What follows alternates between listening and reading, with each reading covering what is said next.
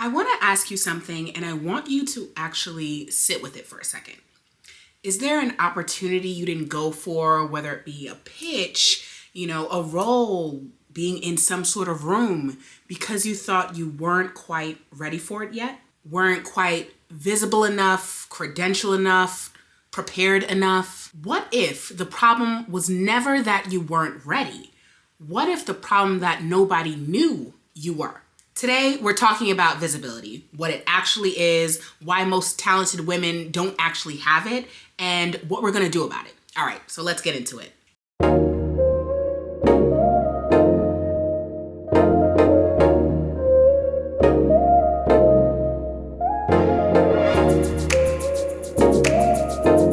Hey friends! Okay, so Between Us Friends, I've been wanting to get into this topic for a while now because this is something that I've had to learn the hard way, and I'm super annoyed that it took me as long as it did to really register. It's like you kind of know, but to truly register how much visibility is sometimes that only missing link between you and that dream life you constantly know that you are built for. And in a way, that's what this series is. Each week, I'm gonna come here, we're gonna talk about the real stuff, the career stuff, the life stuff, the stuff that people who are equally ambitious women caught in that messy middle really knows, like, this is stuff that's actually gonna help us. You know what I mean? Not the fluff, not the things that we kind of already seen a million times over, but the things that I think, really can take those things that you know and love and really take it to the next level, because that's exactly where you are. You have the core matter.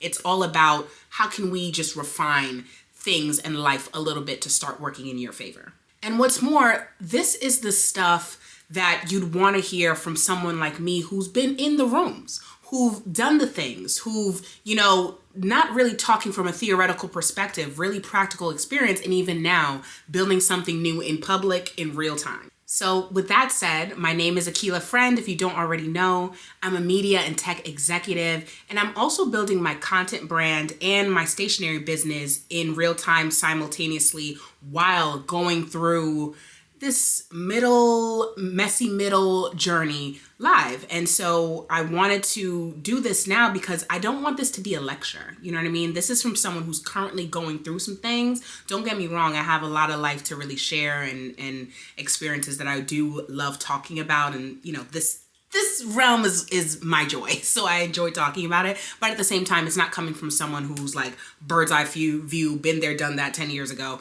I'm currently evolving. And I think this is a great journey that we can go on together. So if you want to have this conversation between two women building in real time, let's go. This is an observation that I've noticed happen in women over and over again, in not only the women that I've mentored, been around, but also that just seen from a distance. This is the same thing. And it is that the most talented person in the room is oftentimes not the most promoted one. And for a long time, I found that very deeply frustrating, because if you grew up like me and just experience the world in a way that most people do, you feel like you focus on the work, you become a subject matter expert in X things. You not only just focus on the work and become an expert, you are producing constantly excellent work that is undeniable. And because it's undeniable, you feel like the right people in the higher up places, it's not like me and one other person doing excellent work and they have to, they're in a different position, oftentimes that position of power, would recognize and say, hey, that's the one. And to be honest, a lot of us were taught that because it is, some things about that are the right thing. Humility is a virtue. Making sure that your work speaks for itself is a version of having integrity, right? And I'm not here to argue against any of that. What I'm here to say instead is that that strategy alone is incomplete. And the incompleteness of that strategy has forced and positioned a lot of otherwise extremely talented, extremely capable women out the doors that they sometimes even built, right? And that's not fair to them. And that's not fair to the work and the product itself, because now you're having someone who perhaps is not as doing the thing that someone else is very much conditioned to do and can do well, right? And so that's kind of what I'm speaking against and what I think should change. And the reason it should change is because here's what no one's going to tell you. Excellence without visibility is quiet excellence. It exists, we love it, we need it, but it's in a vacuum, it's in a box, and that's all it ever will be. And because of that, the pattern that I saw play out, not only in others, but even in my own career and moments, was that you're doing the work, you're humble with a little bit of like, okay, I'll have my mentor check in once a week, I'll talk about my wins, I'll do the things, but you're not overdoing it, right? Because you think, I still have to balance that, and not even balance, over index on that humility, because the work speaks for itself in a sense, and I'm also kind of nudging them along with this work. That's all I need to do, right? The bright person would look to you and say, hey, yes, her. But unfortunately, if that day ever comes, it often comes too late. It often comes with terms that you don't align with. And it often comes with that kind of a take it or leave it. You should be grateful, like, hey, you're amazing at what you do, and I'm bringing up something that you've never brought up to me. So I think I'm giving you a gift by just saying anything, period. It's not... It doesn't work. It doesn't work for anyone. And that's how resentment builds. That's how all the things that can derail an otherwise amazing career and amazing time starts to build up, right? Because you've let excellence move forward and visibility move backwards.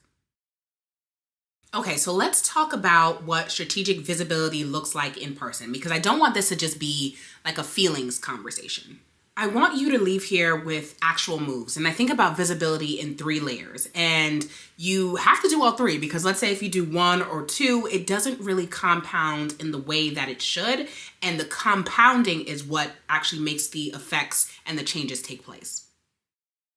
Layer 1 is all about internal visibility. So that's making sure that the people inside your organization or inside your industry actually know what you're doing. So to make sure these people actually know what you're thinking and doing, you think it's super easy, right? But a lot of people are actually terrible at it. It's less about just, submitting the work product and moving on and thinking, okay, well, they submit X or Y, Z work products internally. Clearly they're submitting work products. This is great. No, it's more so around giving folks the very easy opportunity to connect the dots between all these work products that you're submitting. So pretty much they don't just say, here's what I built. They say, here's what I built in the context of what we're trying to accomplish. And this is how I know why X or YZ product that I built helps move the needle for our overarching goal. This is what I call the strategic update. It's not a brag, it's an update. It's short, it's confident, it's usually some sort of specific communication, i.e. an email, a Slack message, something that even, 2 minutes before a meeting. So if you're even not in the room, your thoughts are already kind of circulating in there, and it's to your benefit. I had a client, and I do some informal mentoring and the like. I'll put my information in the description if you want to check it out and tap in. But I had a client, and she was leading these sort of communications only with her direct manager, though. So she didn't necessarily have the ears, or at least giving the input to the senior leadership team. But she was updating someone internally with what she had going on. And what I told her is to write it could be as brief as 1 paragraph every Friday to your manager, but also to some direct folks within senior leadership that should also be involved. And oftentimes already were, based on the nature of the work that she was doing. Send it out every Friday without fail. And it really can be as simple sometimes as 3 sentences. What moved this week, what was impacted this week, and what happens next. Within 6 weeks, the VP, who she's never had a face-to-face or direct conversation with, invited her to a strategy meeting. And this VP read her Friday emails without fail, those 3 or so sentences that really changed the game in terms of how they viewed her and her impact to the work itself. And that's what I would say strategic visibility looks like on an internal level. It's not just chatting, just to chat. It's more about information management. So layer 2 is all about relational visibility. This is about who knows you, not just your work. And I want to make a distinction here between networking that feels transactional, because we all kind of know that feels super gross and it's not genuine and it's very annoying. It's more about, for me, networking and connecting with people that you genuinely find interesting and you think are doing interesting things. That's it. And I think the way to do that here is to just think one level up consistently. Who is doing things one level up from you are, in your opinion? Whether that be in your community, in your industry, what have you. Who's doing things one level up? Because I think when you think like that, you're less likely to go about things in a very transactional sense. You're just chatting with people that you admire and that you feel, wow, like I'm so grateful that we are even connecting. This is the kind of relationship that builds over time. You're not thinking, dang, what can they give me right now? You're just showing up with curiosity. Ask them about what they think about XYZ thing. Just ask them how they're doing. Comment on something that they've got going on. Just consistently show a level of interest that will deepen. People remember these things for sure. I'm sure you remember when someone reaches out to you and it's not like, oh, can I get this? Can I get that?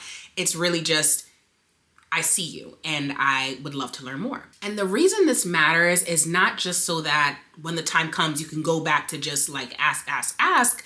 It's more so that when the right opportunity comes up, your name already is in that person's mind and may come up before you even mention something, because they have a relationship, not necessarily just with you, but the way you think. And that's important. Like even most recently, I was looking up different roles and I came across something and I was like, oh, this looks perfect. Like, let me reach out to this person who, I have a very soft rapport with. And I reached out and the response was like, hey, I already actually put your name in front of this hiring manager or this person. Let me just follow up with your resume if you can send that across. And I was like, oh my God, like before I even had to say anything, it's not like I speak to this person every month or what have you. They already just knew the same thing I knew, which was that this could be a great position for me, and went for it and just, immediately said they sent it across without me even having to reach out. That is some relationship visibility. And I love that because it's like, it almost gives you a little bit of the reward that you thought you were going to get, but just being heads down and doing the things. Layer 3. And layer 3 we got to talk about, because that is external visibility. And this is the one that most people, including myself in a lot of ways, skip entirely because you feel like this ain't something I need to do. And it's kind of not optional anymore. It's not. And it's not because we're living in a time where your LinkedIn, your content, your personal branding is all playing a factor in the decisions being made about you. And this is not just for content creators. I cannot emphasize this enough. This is for executives as much as that. You see how many executives, and they not staying on LinkedIn. They are on TikTok, they are on Instagram, they are on the podcast. These are for people who recognize I need to have optionality and I need to have some stakes, some choice in the matter. You see all these layoffs that's happening in media and tech. It's ridiculous. And it forces everyone to pick up this camera, to pick up a little Substack, to do the blogging and the things. Do it with a level of curiosity and interest. Don't overwhelm yourself with it, because I understand you kind of want the immediate of a salary and getting the job and doing the interview as opposed to this long-term gain. But it is so important to have that external visibility on the table, on the docket, because even when you're in, I got a story for this too. I don't know if I should do it now or later. I'm gonna just do it later. Even when you're in, this makes the difference between like staying and having a hard time being just understood. We'll keep it to LinkedIn since we're doing kind of more of this career edge piece, but even in rooms where people are thinking about somebody for whatever opportunity, they go to their LinkedIn, and I'm telling you, there's a difference between a LinkedIn where they just list the jobs, this is where I work, this is what I was doing, and someone who is emphasizing that personal branding piece. This is how I think, this is how I move, this is how I perceive X or YZ world news report. The difference is really enormous. The move here then is to start putting your thoughts in some sort of post form. I mentioned Substack, I mentioned LinkedIn. It can literally just be once a week. It doesn't have to be excessive if you are not on that content creator game or journey. Just something to kind of keep yourself circulating. And it's really, again, perhaps re-emphasizing something you've done. Maybe it's just your thought on something that's happening currently in your industry. Something, it doesn't have to be an enormous task. You just kind of have to have that short piece or that muscle moving consistently, because instead of it being long and arduous, just keep it real, keep it consistent, and you never know. You never know. And I want to add something here, because I don't want this to seem very simple and not nuanced when to a lot of people it is. Because there are environments, whether, coming from being a Black woman, being a woman in male-centered environments, being a person of color, that visibility is can be talked about and these tips can be shared, but there's a nuance that should not be generalized. Because let's be real, sometimes you speak up in a meeting and that thought gets absorbed until, somebody else reverts and speaks back to it. And now, oh my God, hooray, hip, hip, hooray. Sometimes you decide to send those weekly cadences or speak up, etc., and it's read as political instead of relationship building. Sometimes you decide to, speak up in general about something and advocate for yourself, and it's read as aggression. Those dynamics are real, and I want to mention that because I've also experienced that.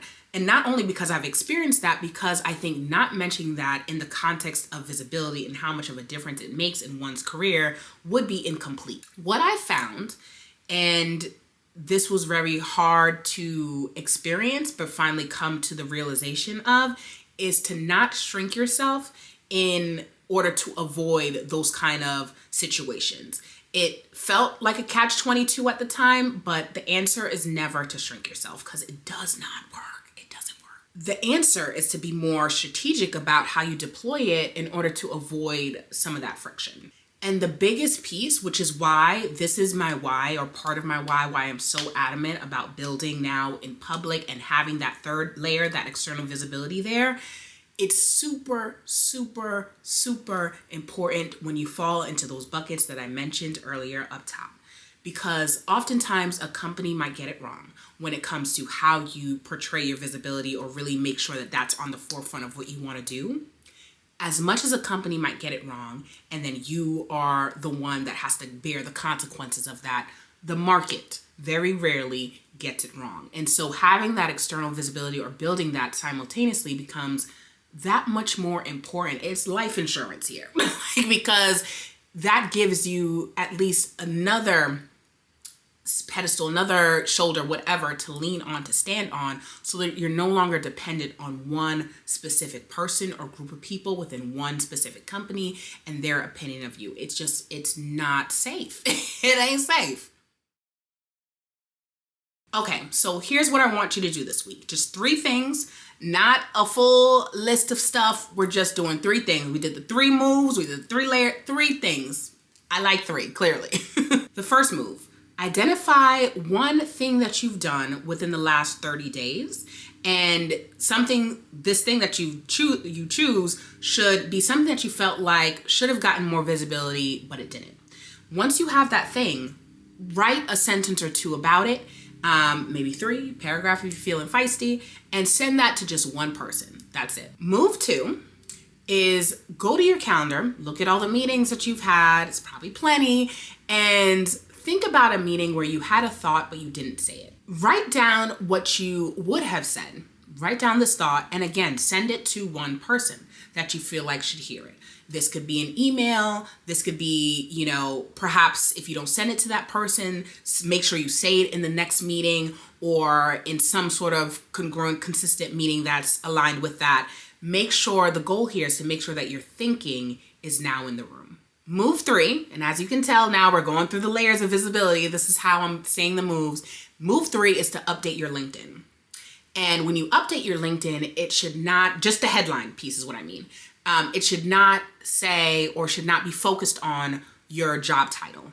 It should say what you do, who you do it for, and what you bring. If it says something like senior manager at X company, that's a missed opportunity. And so that's who I'm talking to. You guys need to fix that headline this week. And I emphasize this week because we don't want any more eventualities. I feel like if you're listening to this, you're ambitious. You're my type of girl. You're my type of person. And so you know what you have to do. And it's more about just like getting that push and that timing and being strategic so you're not all over the place to make sure that you're able to focus and get it done. So, allow me to be that friend for you. Okay, so between us friends, here's what I want you to remember from this conversation. Talent is the floor, not the ceiling. The people who are building the most incredible careers and thus what we can interpret as some of the most incredible lives are oftentimes not the most talented. They are some of the most visible people in their industry. They have made it extremely easy to be found, to be considered, and ultimately to be chosen. And I don't want to say this to say, oh, just the worst people are just talking out the side of their neck and they're visible and they're doing this and it is great. A lot of them are both excellent and visible. You can be both. You can be both.